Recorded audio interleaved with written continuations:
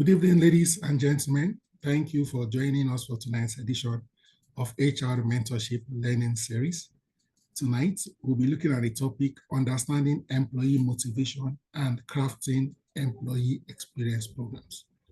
My name is Uliyemi Adeosun, and our facilitator for tonight is Shulamite Mwoka.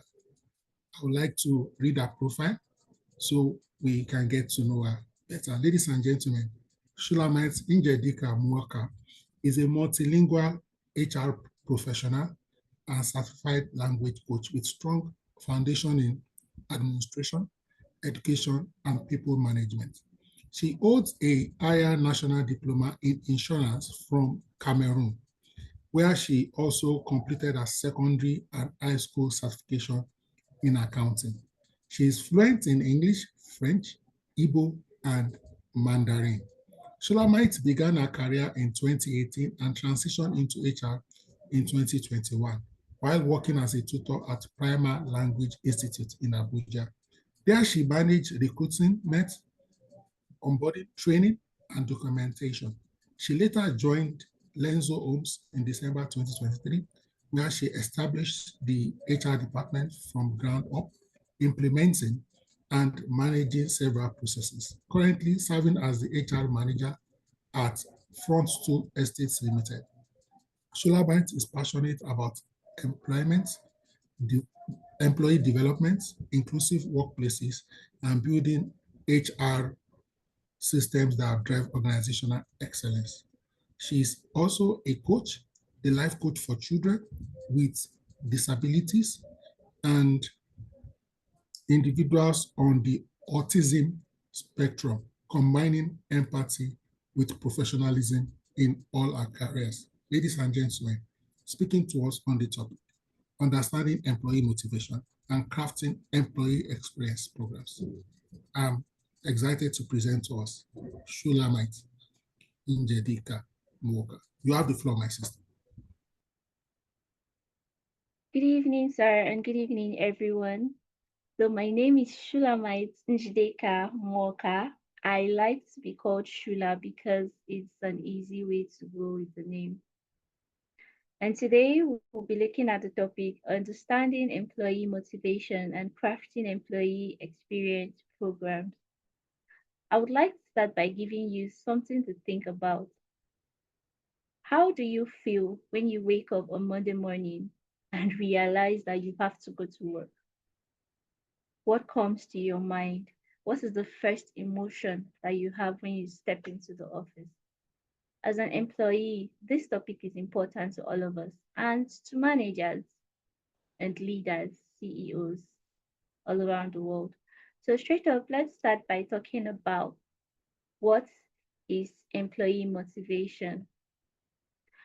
Employee motivation is based on or generated from certain number of theories that we have learned over time in school, among which we have the Maslow's hierarchy of needs theory, McClelland's human motivation theory, and the self-determination theory by Edward Deci and Richard Ryan.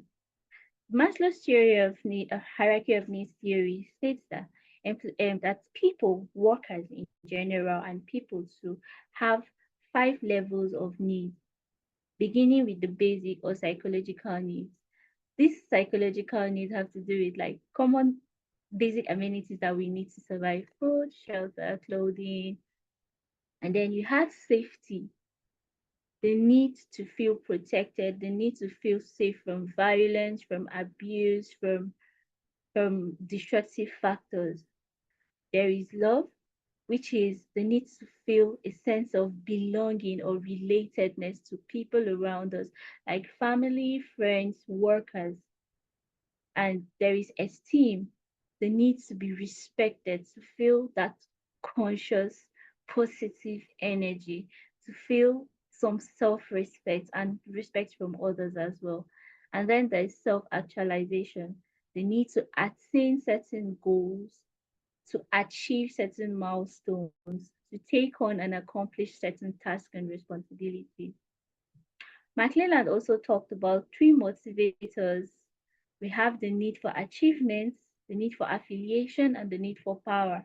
And these three needs are distinct to each person. Some people have a very high need for achievements, but lower need for affiliation and power. Some people have the need for affiliation, but not for achievement or for power. And some people have the need for power, where they want to dominate, they want to be at the top at every time, but they don't have a need for a high need for affiliation or a high need of achievement. And then our last theory for today is that of self determination by Edward Deci, where he says that there are three basic psychological needs that people need to feel: the need for autonomy, where you feel like you have a choice and your behavior is like you decide to control your behavior, you are in charge of your behavior. The need where the need for competence, where you feel like you are able, you're capable, you are effective in your actions, and the need for relatedness, where you feel connected to people and you share a sense of belonging with them. Now, on these three and other theories are based the topic of motivation. How are people motivated? So now we are talking about employee motivation. What is it? What is employee motivation? Employee motivation is the level of enthusiasm, the passion, the commitment, the drive that an employee carries on their way and at work.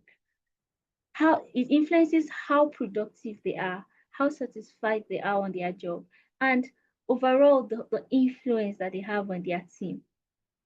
Employee motivation is that inspiration, that drive, the fire that you see in an employee's eyes when they have to perform their duties at work. And then, remember I asked, how do you feel on Monday morning?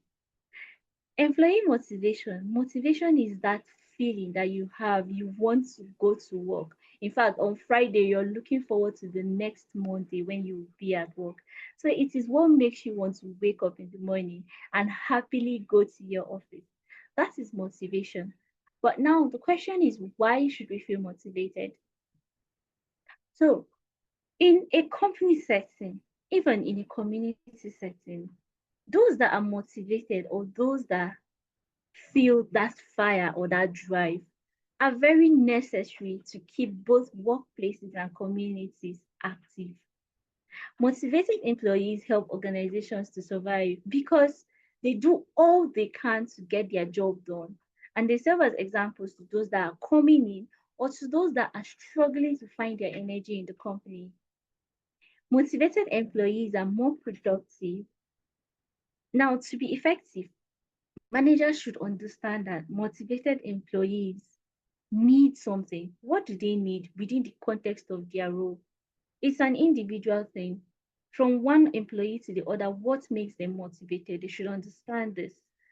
And motivating an employee is surprisingly one of the most complicated tasks a manager has to handle because everybody is different. Again, one employee to the other, their motivating factors are different.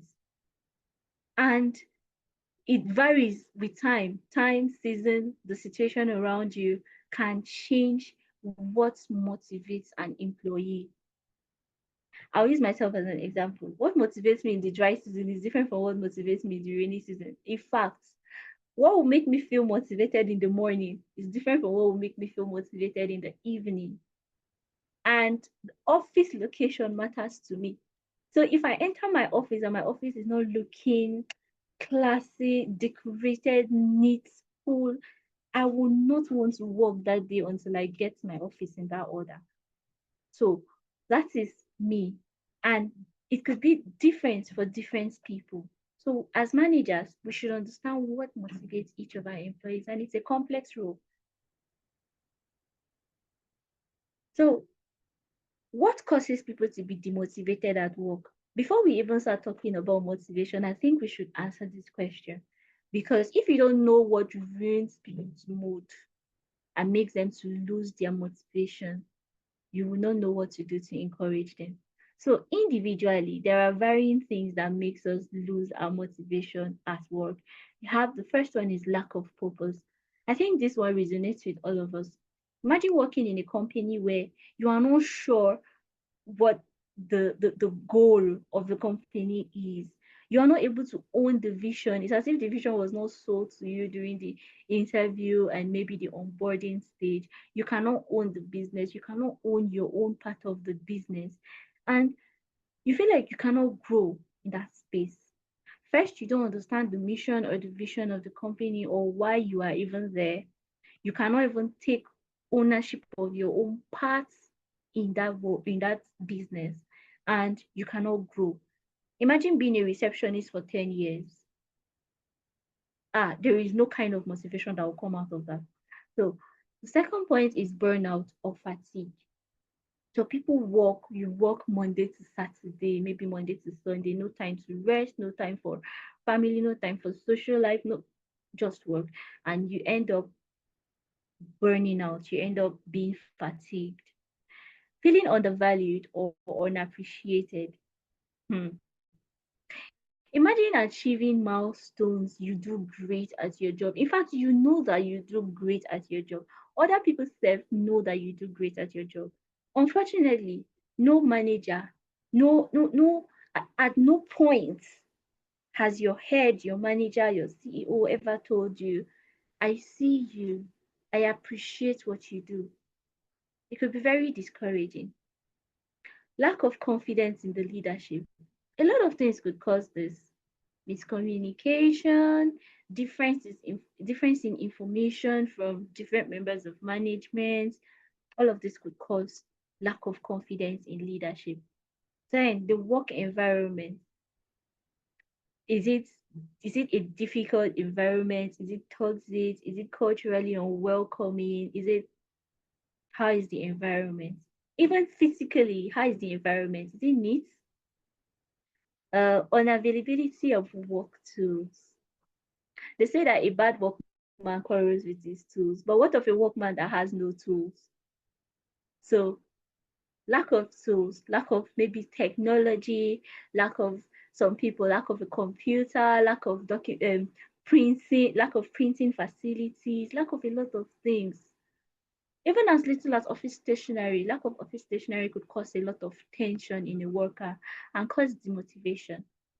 Now, the workplace and management practices could also contribute to a lack of motivation.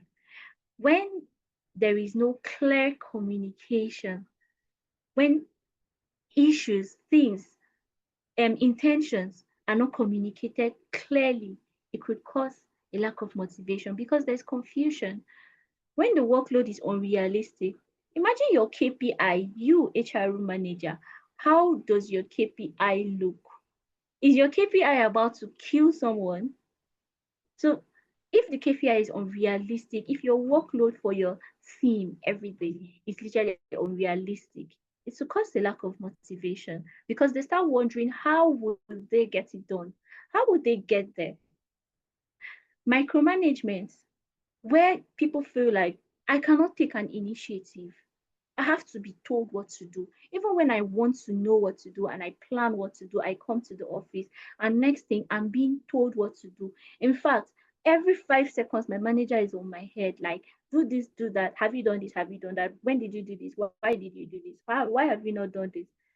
It causes a lot of lack of motivation because people don't feel like they own their jobs. They feel like they are being remote controlled. Lack of recognition and appreciation, this cannot even be overemphasized because people like to feel appreciated. As a man or a lady, someone tells you in the morning, you look good.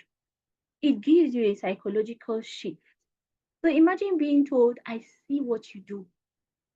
So when the management does not do this, it causes a lot of demotivation. Then ineffective leadership. When the leadership is not effective, it could cause demotivation. And finally, lack of training, development, and mentorship opportunities. When there is no training for staff, no mentorship, no development, like they see that they cannot grow because the organization has not provided opportunities for them to grow. They are not motivated at all. they are not motivated at all. So these are some of the things that could ruin someone's motivation at work. Now, how do you know that your staff are demotivated? Look at this picture. Imagine your staff walking into the office, you CEO, you HR manager, you are at the door. Your staff is coming in with a face that looks like they've not woken up from sleep. So factors like decreased productivity,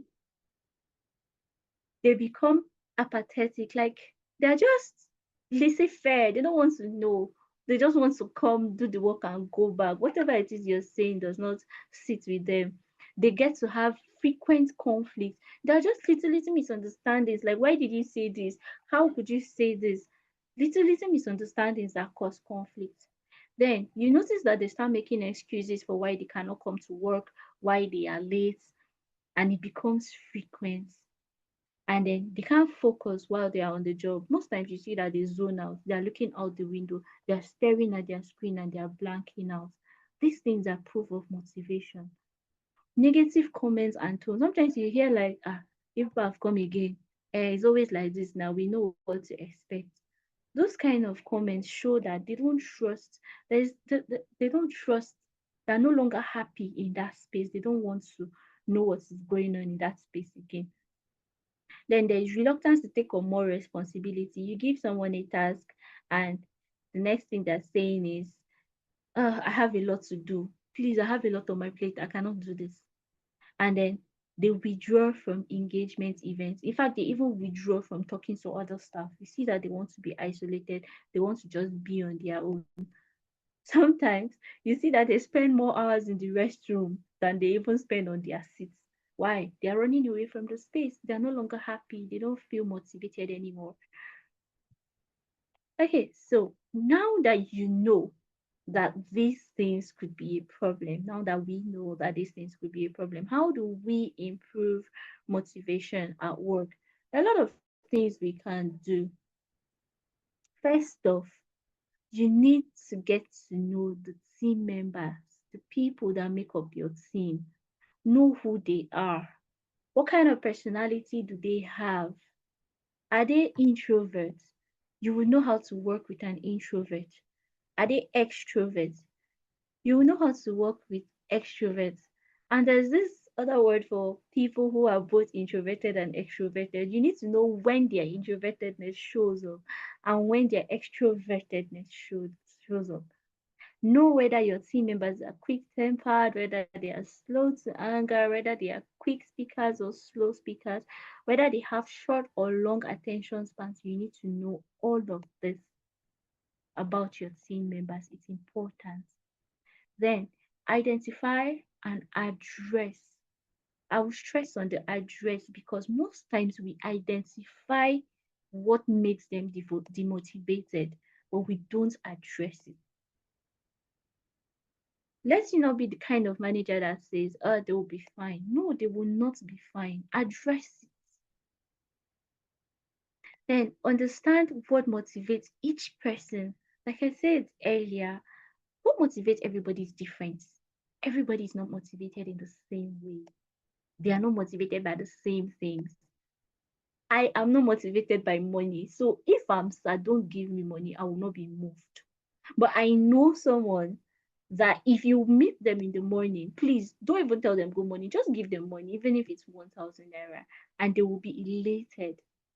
So our factors, things that motivate us are different.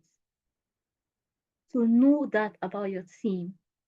Conduct chat sessions and act on feedback. I personally like these points because I enjoy the one-on-one sessions I have with my team. In fact, I make it that they are able to look me in the face and say, HR, this thing you did yesterday, I hated it with passion. And because of this, I'm angry.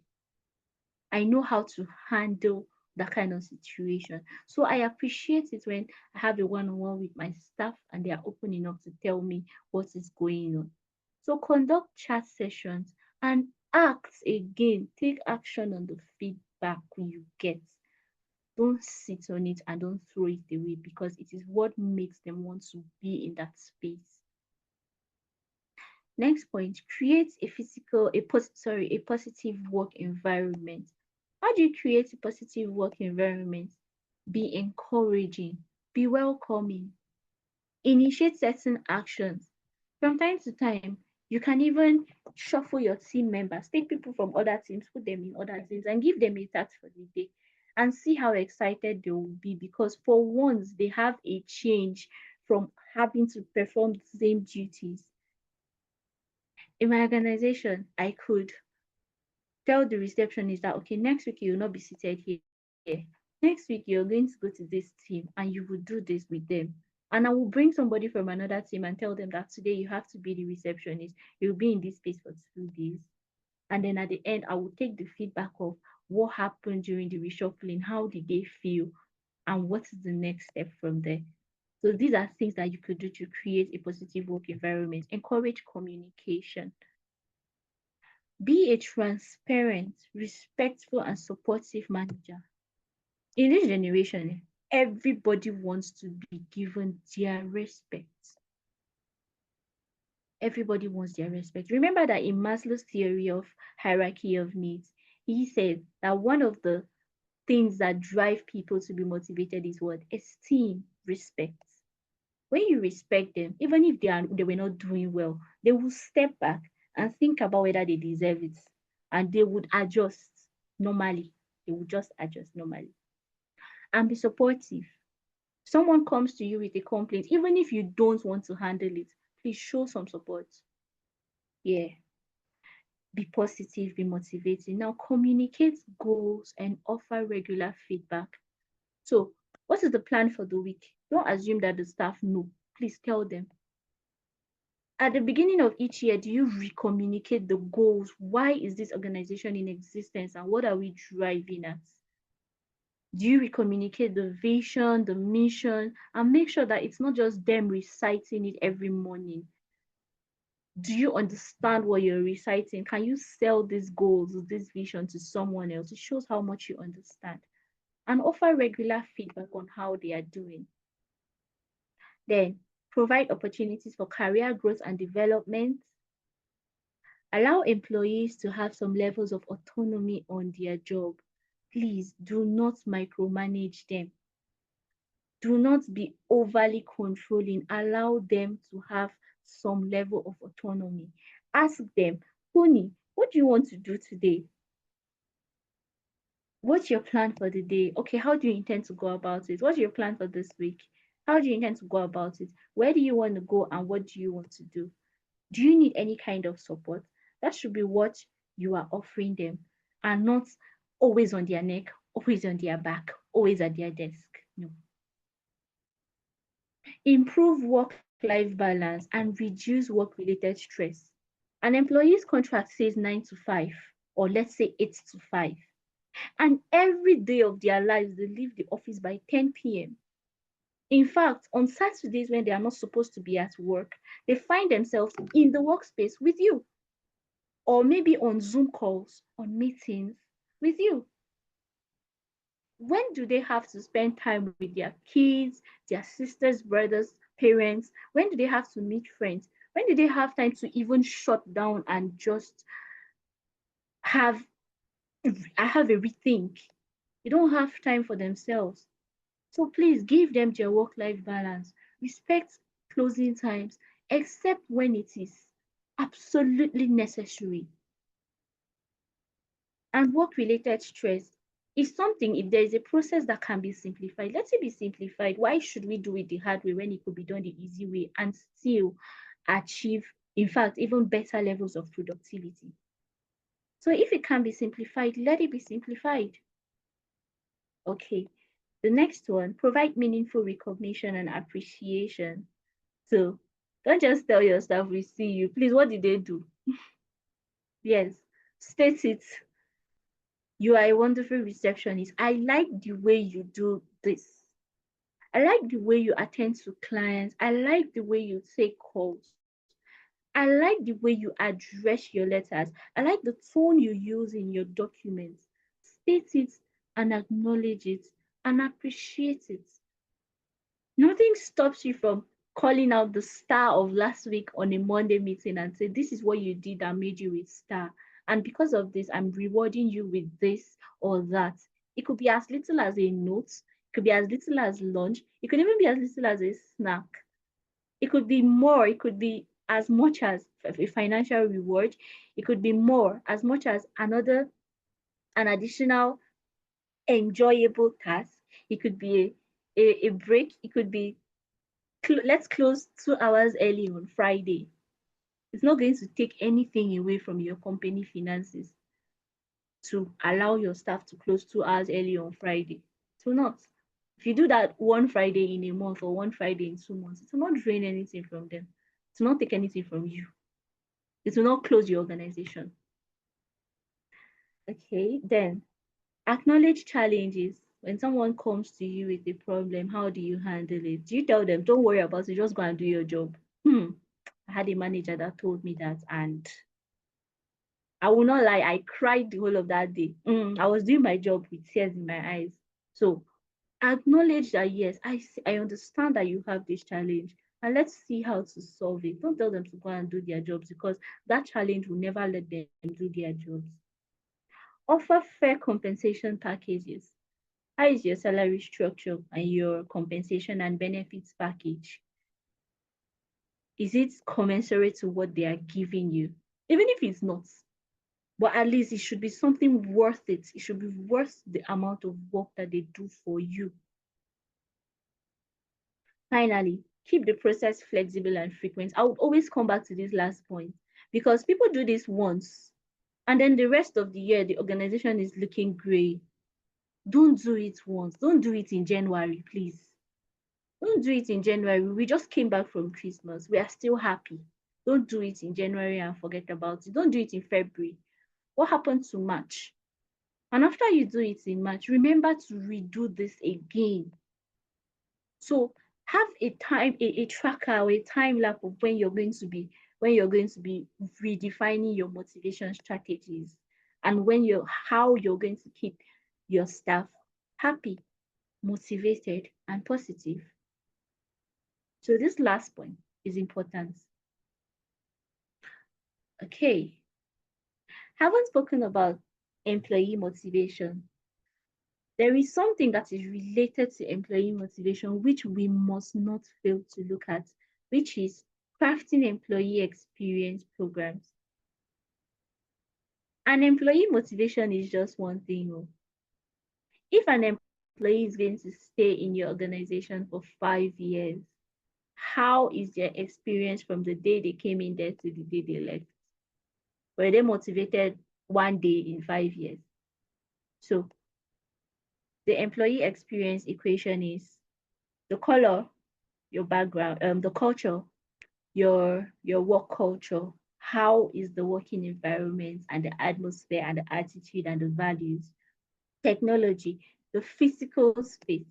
All of this makes up employee experience. But then what is it even? What is employee experience? So the employee experience, often abbreviated EX or X, refers to the totality of an employee's feelings, emotions, impressions, and interaction with others while working for an organization.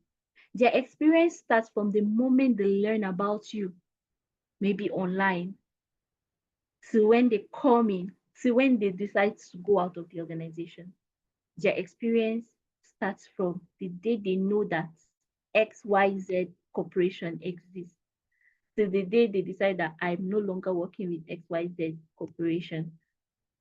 It is a pack of all the aspects of the employee life cycle, including onboarding, daily tasks, interactions with colleagues and leaders and even clients, work environment, technology, and a lot more.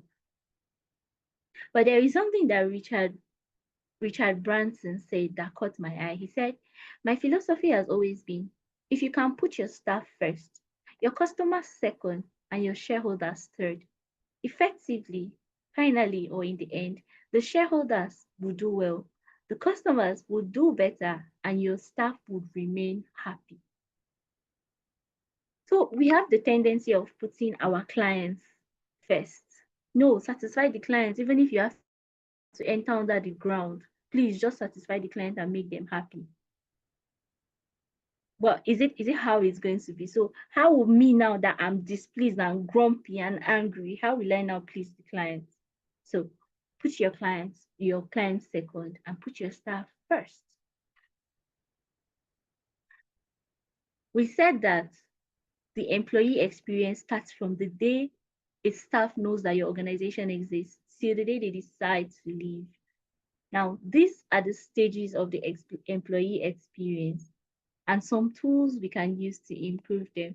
So the stages come from the day you decide to attract. You're looking for talent. Oh, I'm looking for the head of IT, and I post it online. The what do I include in my job description or in my vacancy post? Do I start saying, oh, you must have this, you must have that, you must have this, you must have that? Instead of stating what the person is going to contribute to my organization, this is what you would give me. This is what you would give me, not you must have. And then some people forget to add what we offer. What are you offering the person that wants to apply in your organization? Is it all about what they must have? You forget that, oh, they are coming with their skills, they are coming with everything they have, they're coming with themselves, their mental health, their emotions. What are you giving them? And it's not about the salary. So you must put something that makes them know that this place actually values their presence in addition to their responsibilities. Then during the recruitment process, during the interviews, the way you send your mails, what do you say in your mails? Do you just address? I like to be personal when I'm sending out interview invites, or when I'm sending out whether acceptance or rejection invites. I don't just do dear candidates. A lot of times we do that. So for those I will invite for my interview, I like to address them by their names. It gives them a sense of belonging already. And what do you say in the mail? Then when they come for the interview, how do you treat them? Someone said they were kept at an interview from 9 o'clock in the morning till 6 p.m. And I was like, what were you still doing there? Because it's not as if the people you're inviting for interviews do not have a life. So please respect that they have a life and treat them nicely when they come for interviews. You keep them for that long hours, no lunch, no breakfast, no dinner, and no water. So your recruitment process should be designed in such a way that they are shown that they are valued. If they come into this organization, they are going to be respected. Their time, their feelings, their comforts will be prioritized.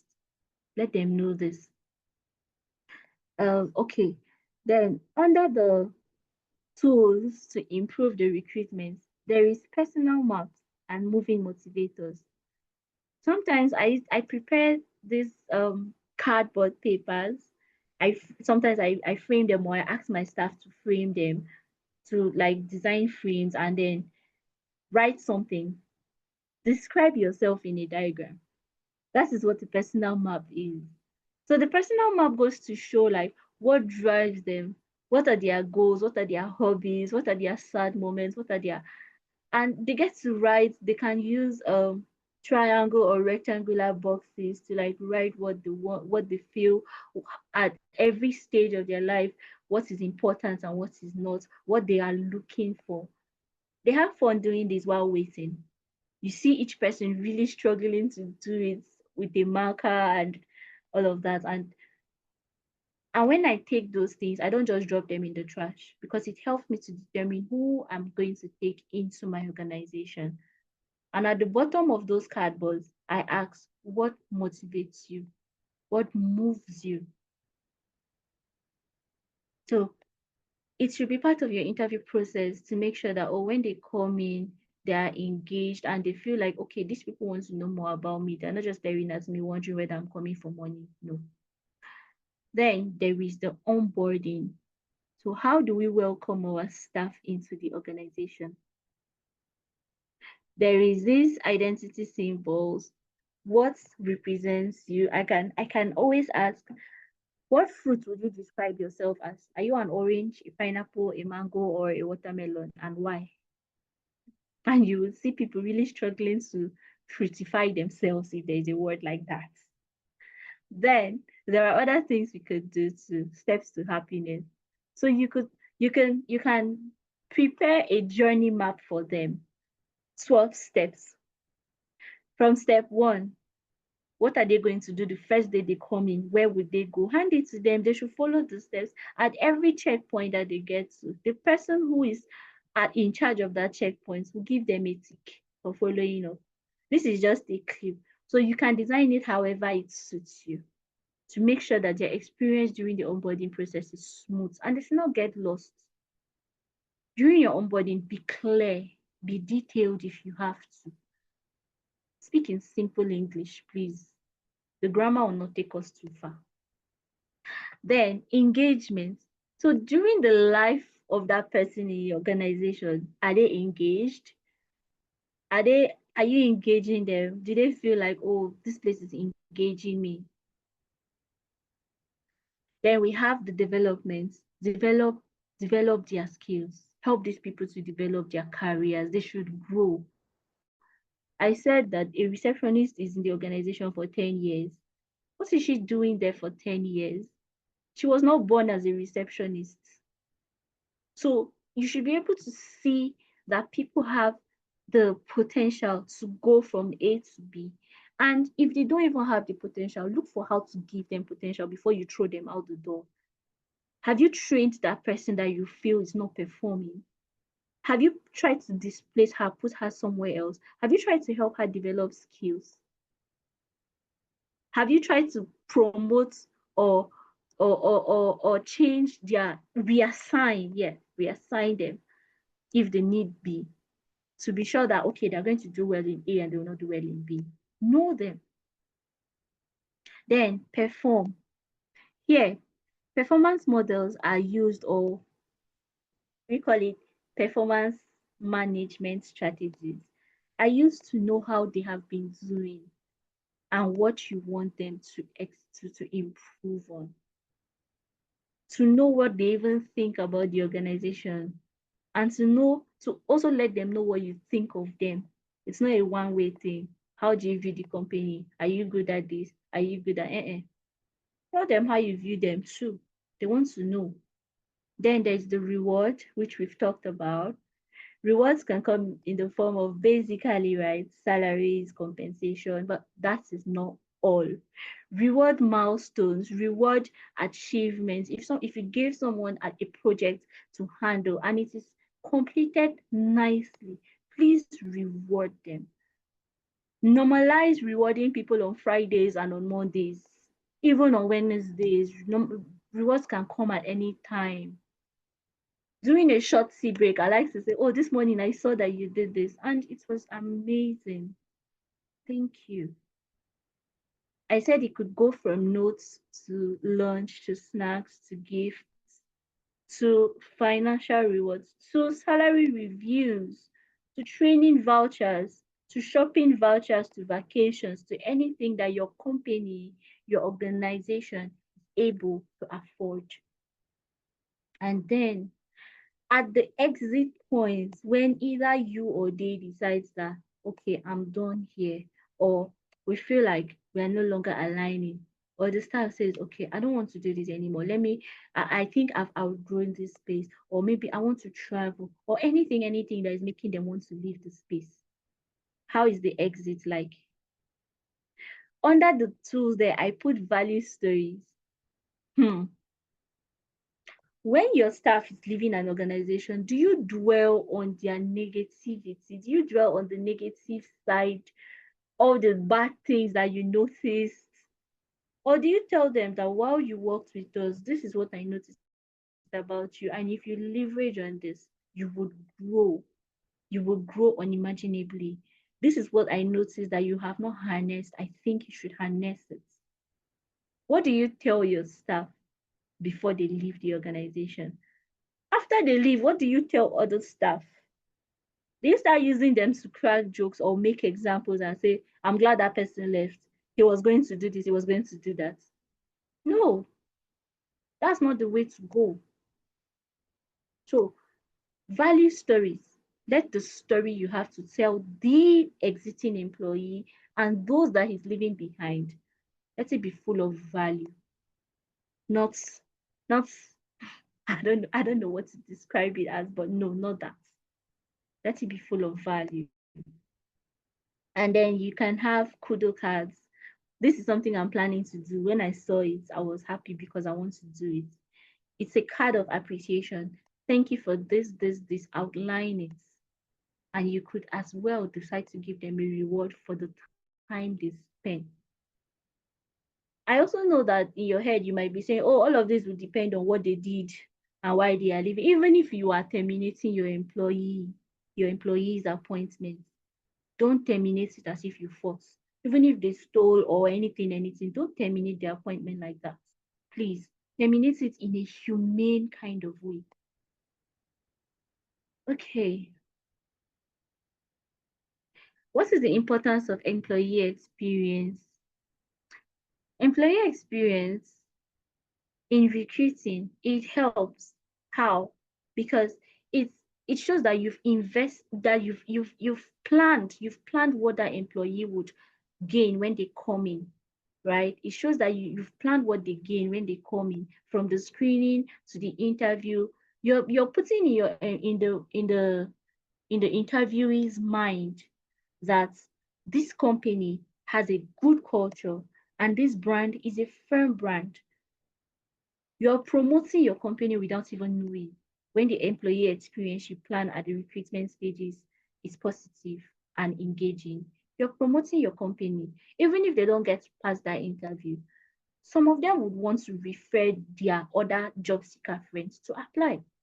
Why? Because they know that it's a place to be. It also helps in retention. A happy employee will stay. Yes, a happy employee will stay. A happy employee will do their best. They will go over and beyond.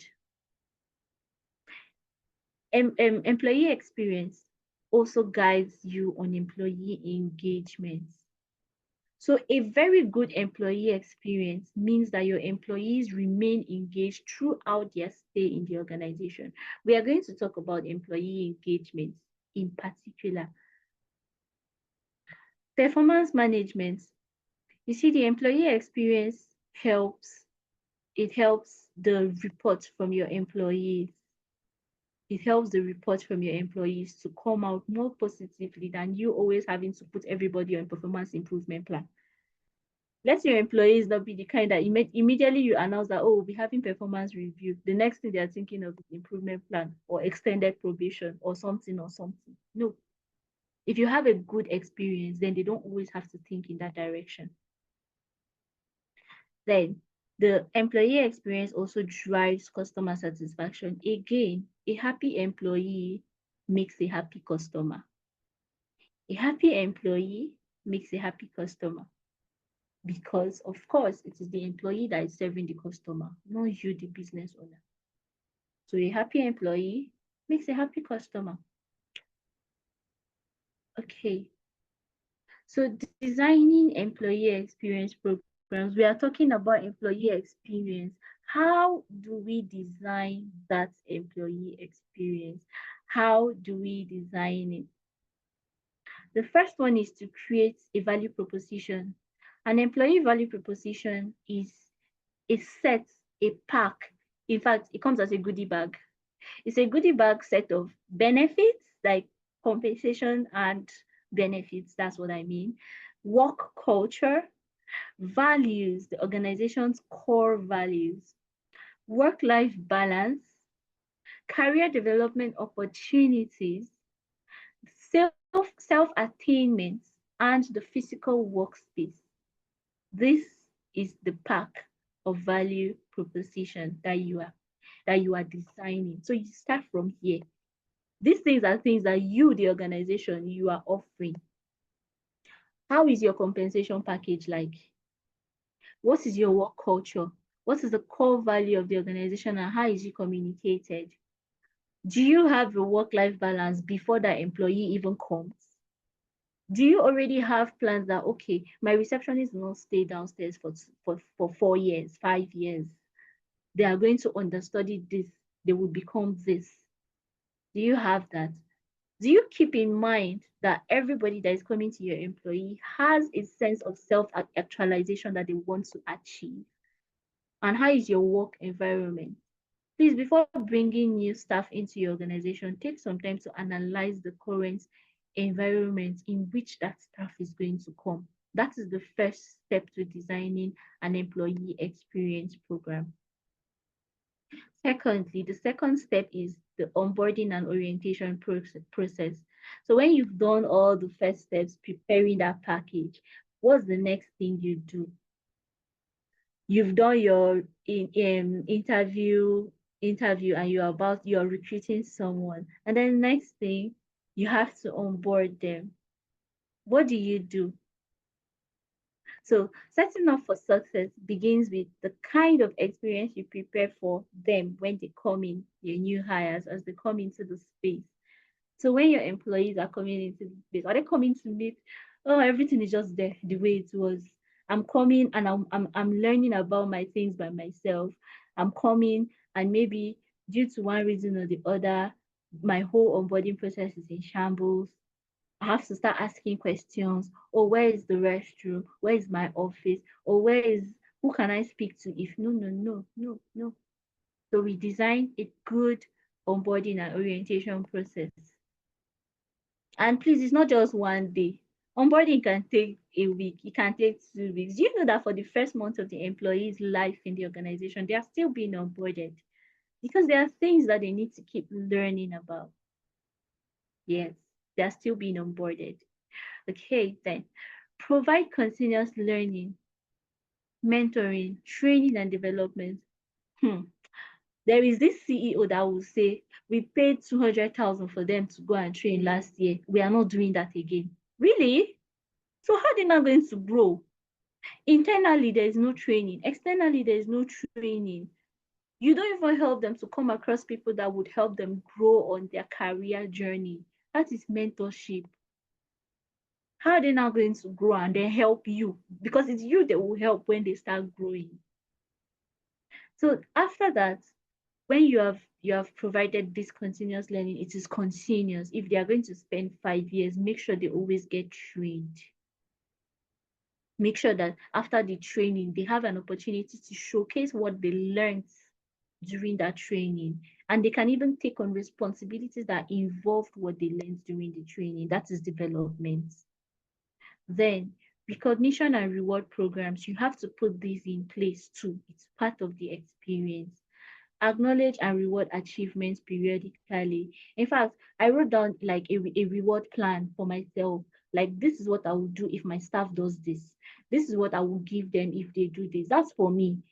So even when the organization or maybe my fellow managers or maybe my boss is not willing or ready or able to contribute to what I want to do, if it's something I can do on my own, guess what? I do it because I can. And because I know that it is going to make their experience pleasant. So, but when they are ready and able to support me, we go all out and we do it. So I already have that plan in one of my documents, and I know that this is what I want to do when this happens. Then personalized experience. See, every employee is unique. John is not the same as Mary. So what Mary will enjoy, John may not enjoy it. What Mary needs to be trained on, John may not even need it. So if you're going to personalize, what do I mean? Make it a personal experience. Yes. What does Mary need to do her job well? Provide it for her. What kind of training does she need in her space? Provide it for her. It will never be the same as John's. And then know their preferences, know their work styles. Does she like working with music? Does she like working in quiet spaces? Does she like, what does she prefer? What will make her more productive? How do I communicate to her? There are people that they don't like back and forth. If you call them, just if it's bad news, please just give them the bad news, let them go. There are people that they value their emotions more than everything you want to say. So when you call them, First of all, be sure that they're in the right frame of mind before you open your mouth. There are people that their reaction to something is very like spontaneous one time, and there are people who take a long time to react. Know them and know how to communicate with each of your staff. Now, offer flexible work arrangements. Sometimes this could be very necessary. In fact, I tell people, prepare your organization and your teams for remote or hybrid work, for remote or hybrid situations, because it will happen. Prepare your team for shifts because it will happen. Okay, COVID came. During COVID, we were not allowed in this Abuja to go out or take public transport. Even if you're going to take public transport, you cannot be more than three in a vehicle. So how are we going to go to work? And a team that was not ready for that hybrid, for that a remote job setting, most of those organizations suffered a lot of setbacks. So prepare because you don't know when it will happen. Sometimes I like to say this, even though my organization has not practiced it yet, but I believe it's something that we should try once in a while. In a month, in 1 month, see how many times you can make your staff work remotely.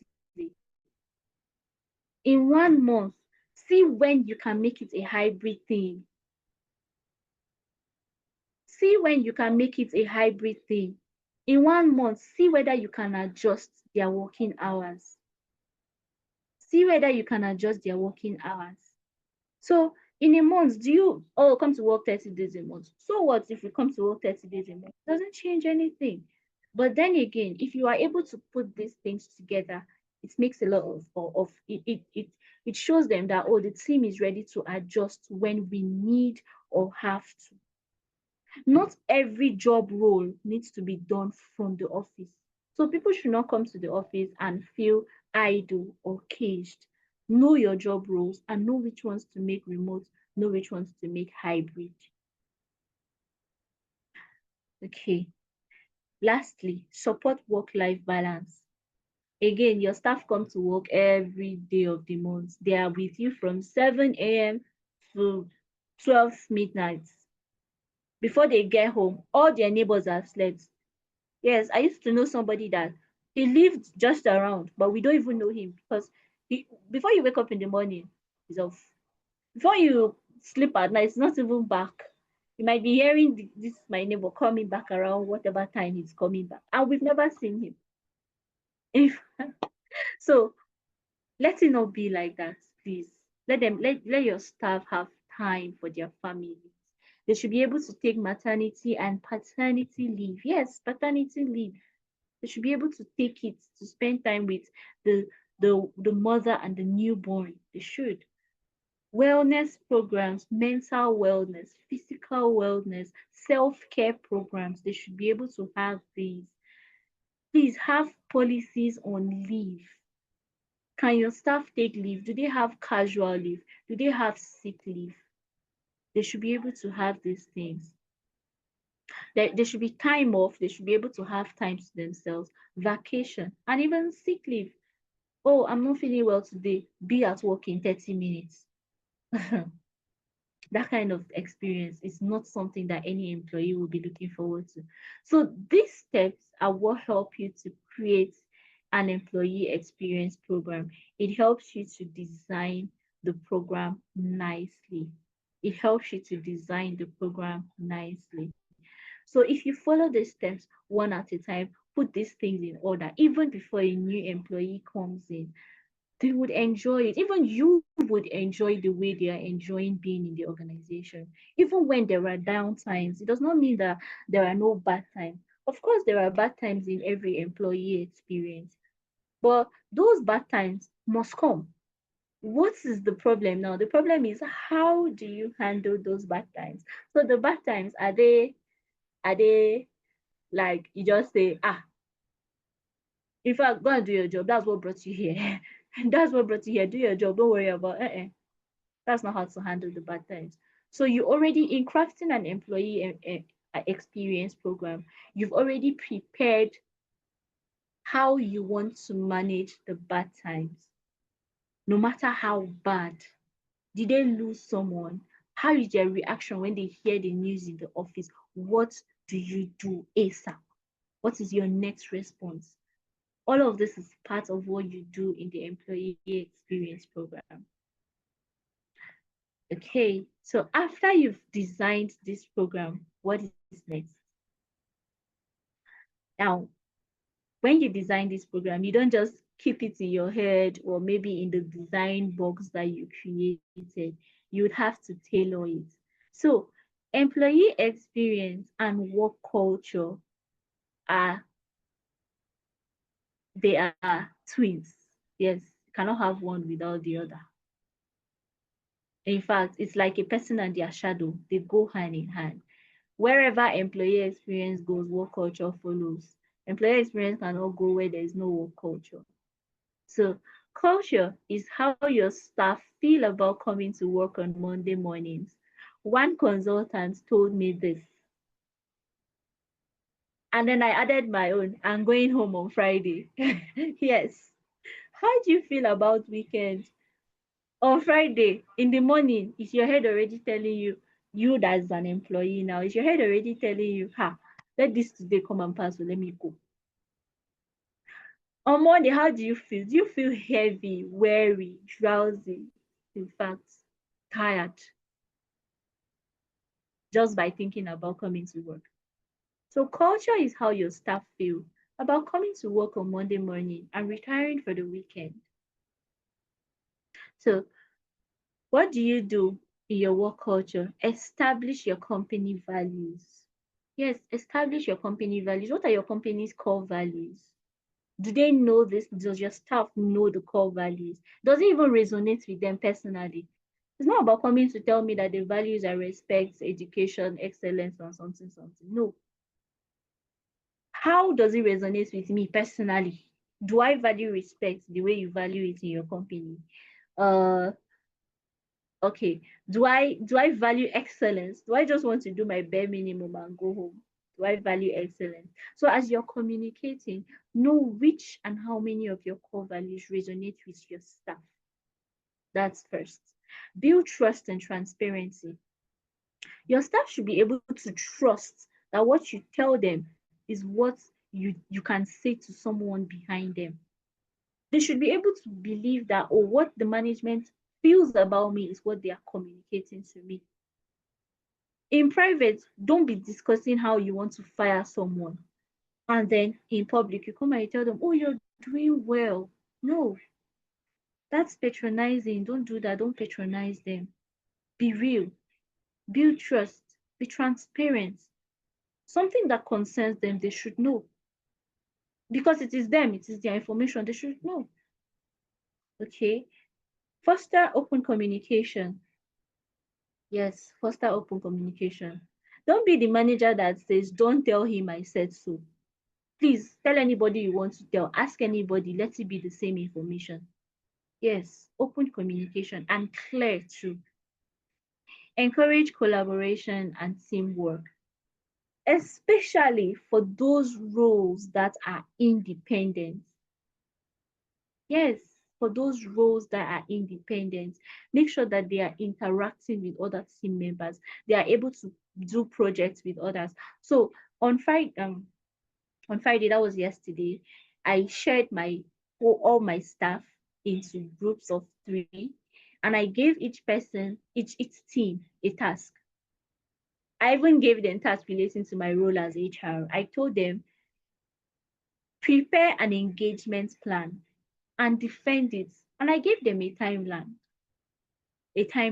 So this project is going to take them some time. They need to come as a team and state why every activity that they added is on the plan and how it's going to be achieved. And I might go ahead to tell them if it's something that is if it's something that is doable. I might go ahead to tell them, when it is that time, this is your responsibility. Go ahead and plan it. That is how to keep them engaged, help them to collaborate, help them to work as a team. As a team does not mean marketing department work together. No. Marketing and customer service should be able to work. Media and front desk should be able to work. IT and marketing should be able to work nicely. Have reintroduction and reminder sessions. Oh, I like this point. At the beginning of the year, communicate your vision, mission, and core values. Then what happens during the rest of the year?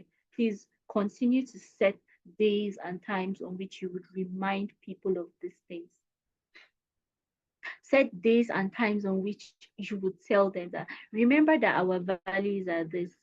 So let's go over our values again. Do you think we've been working in line with our values? Is there something we are not doing? What should we do about this or that? It's important we do these things. And then be flexible. Observe your team and know when it's time to slow down, when it's time to pick up the pace, when it's time to add or remove, expand or contract their responsibilities. Know when it's time to let them work from home. Know when it's time to encourage them to come for leave. Yes, I tell my staff, you look so tired. Please, this thing is not by force. When did you take your last leave? Come for the second one. I even share the leave for them so they know when to take it. So please, it's things that we can do. When they are on leave, it doesn't mean they'll switch off their phones and laptops. No, they can work from home. They can work from home. You can think about it. Would you want to give your staff maybe every Friday or maybe every Thursday, you give one person from a team a day to work from home? Okay, tomorrow you work from home. At this time, we have a meeting. Remember to log in. For the rest of the day, you do this, but send me your report in the evening. Just don't come to the office. Do you think it's going to shut down your organization? It will not. It will not. Finally, promote diversity, equity, and inclusion. You are a Yoruba boss. Don't hire only Yoruba people so that your office will become a Yoruba center. Hire people from different cultures, different religions, different backgrounds, and blend with them. Know each person. Know what someone's religion permits. Don't force them to do what their religion does not permit, because conscience is a factor that we can no longer avoid in this current economy. Conscience is a factor that we can no longer avoid. Beliefs rule people more than we know. People's beliefs, people's set of values rule them more than we can ever imagine. So know what each person believes. And if you're not ready to welcome religiously diverse or culturally diverse people, then you're not ready to run a diversity, equity, and inclusive space. You're not ready to run a diverse, equal, and inclusive space. No, you're not. Probably you're ready for a village meeting. Then all your people can be like you.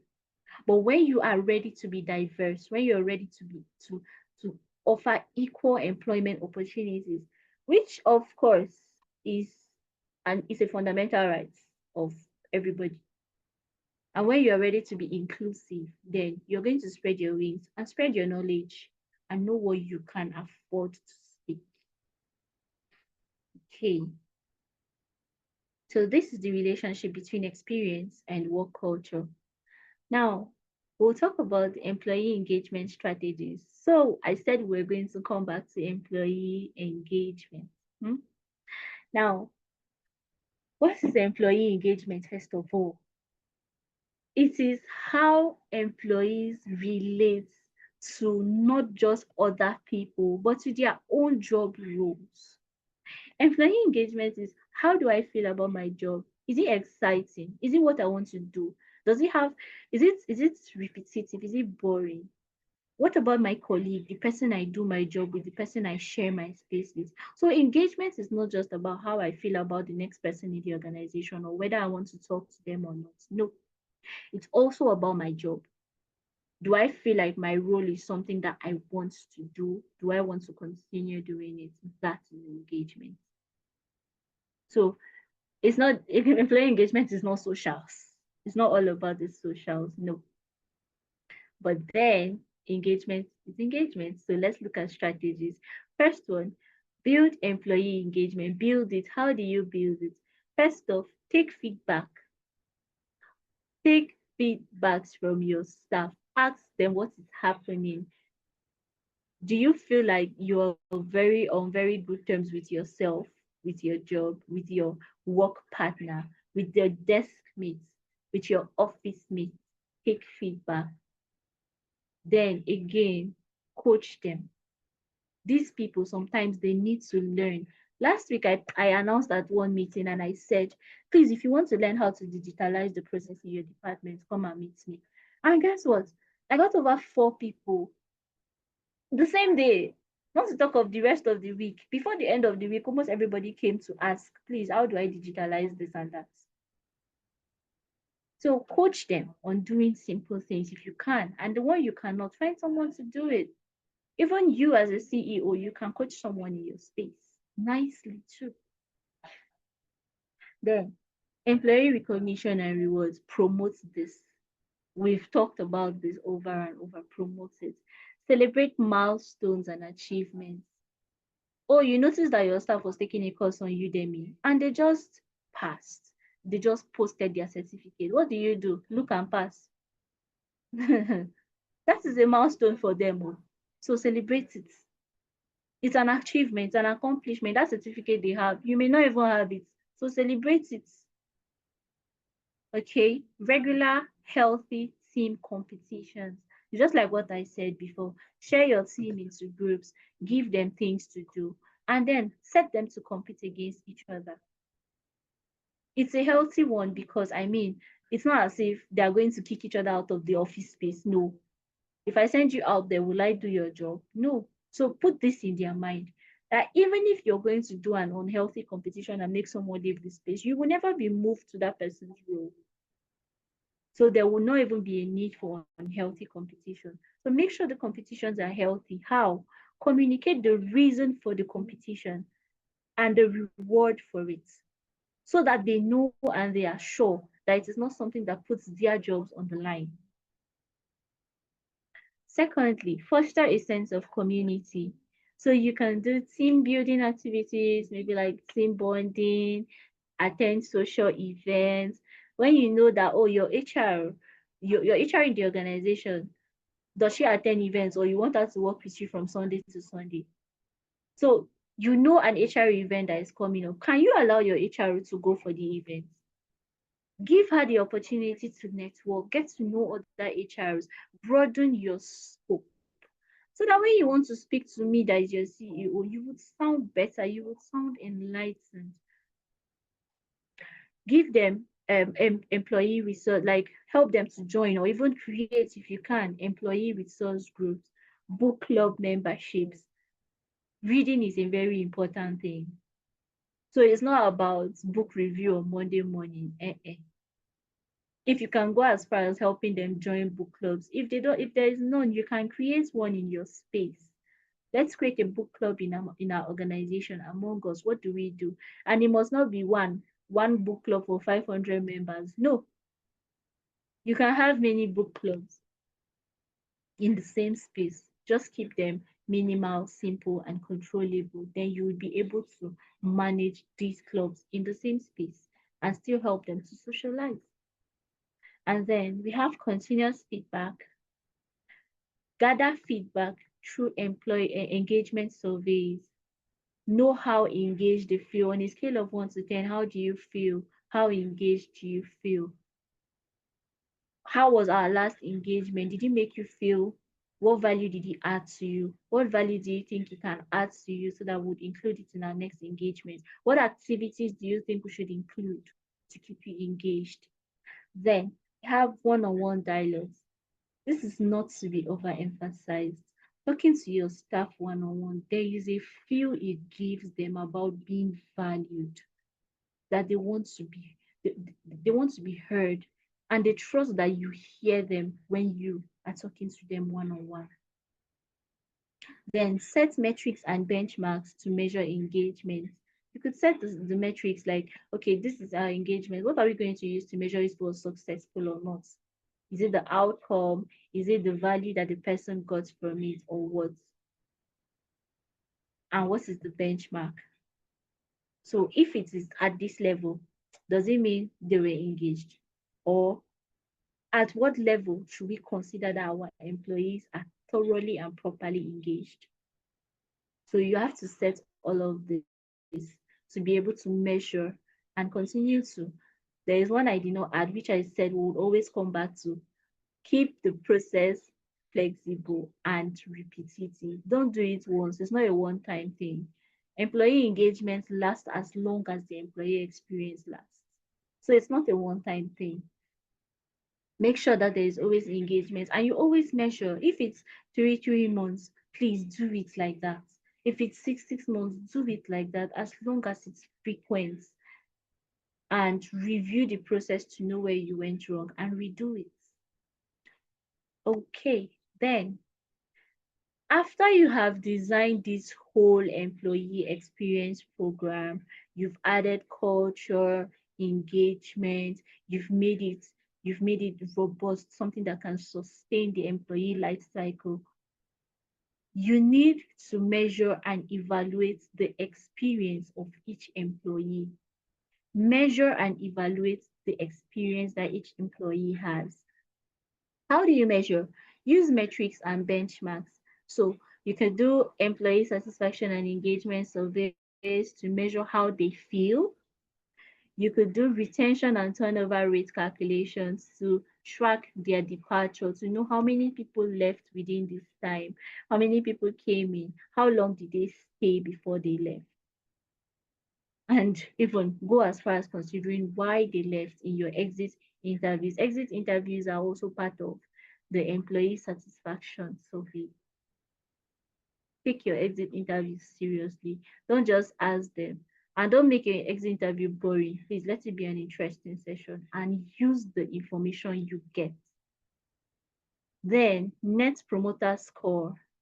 This measures how likely an employee is able to refer the organization to others, be they clients or other job seekers or specialists who they think can help the organization. The net promoter score is not just for clients. Yeah, I know it measures how whether a client is able to refer the company to another client, but employees are the first referral points of every organization. So do it for them too. Then, secondly, feedback mechanisms. Do regular check-ins and feedback sessions to manage to have a manager employee conversation. HR manager, sit down with your staff and know whether they are okay or not. It's important. Whether you are not even an HR manager, even if you are a general manager, operations manager, know how your staff feel. Okay, you could do anonymous feedback. There are staff that, oh, I don't want to say anything or before they will now sanction me. So because of that, you could do anonymous feedback channels like suggestion boxes, online portals, anonymous message centers. They are all over the place now, so you can use them. Act on feedback and concerns. Act on feedback and concerns. When you get these messages, instead of looking for who said it, it's not necessary. Don't look for who said it. It's not important. What is important is what you do with the information that you get from these people, from your staff, your employees. What do you do with the information? It shows that you, as a manager, and the management team and the leadership in the organization is a responsive and engaging one. It shows that they're not elusive. They respond in real time too. If you are to use the feedback immediately and try to make immediate corrections, it shows that you respond in real time, that your management team responds in real time, and that your CEO self has their interest at heart. And then continuous improvement is a third way to measure and evaluate employee experience.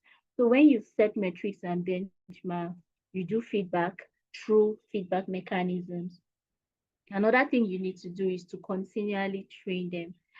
Don't just wake up and plan training. Identify where they need to be trained. Yes, sometimes the anonymous messages you send could just be, if you were to be trained, what would you like to receive training on? You can even ask them to see where their interests lie. And then you can sit back and think about it. It will even give you clues. to give you clues on what your staff needs, what they want. And then when you identify these, you can go on and implement changes and initiatives, right? People may have suggested that I think we should do this. I think we should do that. And you can go ahead to implement those things. And while you're implementing it, please acknowledge the person who gave that initiative, whether you know them or not. Oh, one of you gave a wonderful idea, which we are going to do, we are going to implement. If you would like me to know that you're the one that gave this idea, please come up and I'll acknowledge you. But if not, I congratulate you for bringing in such an initiative. Makes a lot of sense. Then, monitor progress and outcomes. As you identify training needs, train them. You can pay for an online, like, okay, for me recently, I just opened a business portal on Udemy for some of my staff to get certificates. My organization supports this, so we did it. And they will start their training soon, which is a good thing. So when they are doing this, how do I now plan to follow up on what they are doing? I'm also there. I know what they are being trained on. What I plan to do, you can plan to do something else. What I plan to do is to initiate weekly conversations based on the trainings that they are getting, right? I plan to initiate weekly conversations. So I would call maybe on a Friday and I evaluate what they learned during the week. And then at the end of the training, I intend to create opportunities for them to showcase what they learned by giving them a project to initiate on their own. So this is a project we want to do. Give me a plan of how you're going to implement it, what you need, and how you will keep the project running. And then you will be in charge of the project. This is an example of what I plan to do. You can design your own method of following up and getting feedback as to whether they were even following up on the training you were doing for them. So when you do this, the employee experience is something that goes with them from the day they know you to the day they leave your organization.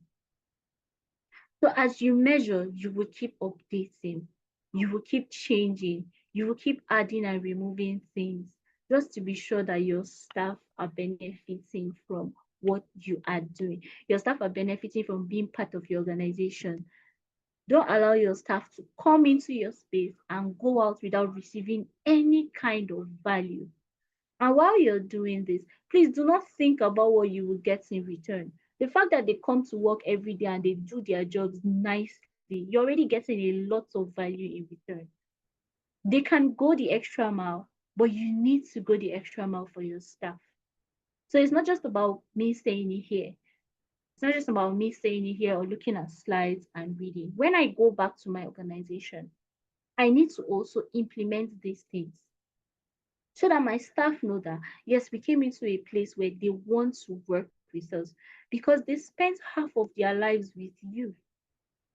Coming into work at 8 a.m. and leaving by 5, 6 p.m. is already their whole day.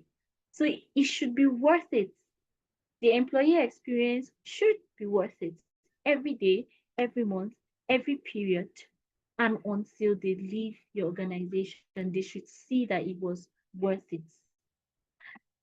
So, on that note, I would like to end with a quote from Simon Sinek, where he says, if you hire people just because they can do a job, they will work for your money, they'll collect their salary, and they will go.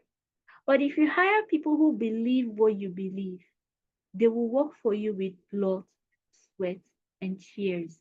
Don't just use words to sell your organization, to sell your dream to them. Buy their dream as you're selling yours and use the experience to show them that you valued every moment they spend with you. Thank you.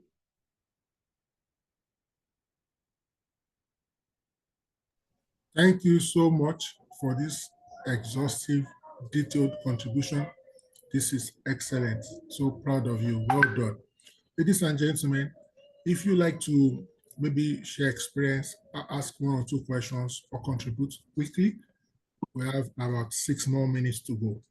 If you raise your hands up, or you even want to do a vote of thanks, whatever, I'd like to say something, if you raise your hands, we'll enable you to ask questions. or share your thoughts or your ideas around this subject matter. Checking if there are any hands up. Also checking in the chat box, I can see people appreciating you, celebrating you, thanking you so much. Oh, yes, I can see them. Thank you all so much. Thank you. Fantastic. So in the absence of no questions or comments, you know how we end our sessions? We verbalize our appreciation. We can now unmute and thank our facilitator, Shulamite Muoka, for an excellent job. Well done. Thank you so much. Thank you for an excellent presentation. Thank I really you. Thank you enjoyed so much. my Thank session. you. was Thank you excellent. so much. Thank you. Thank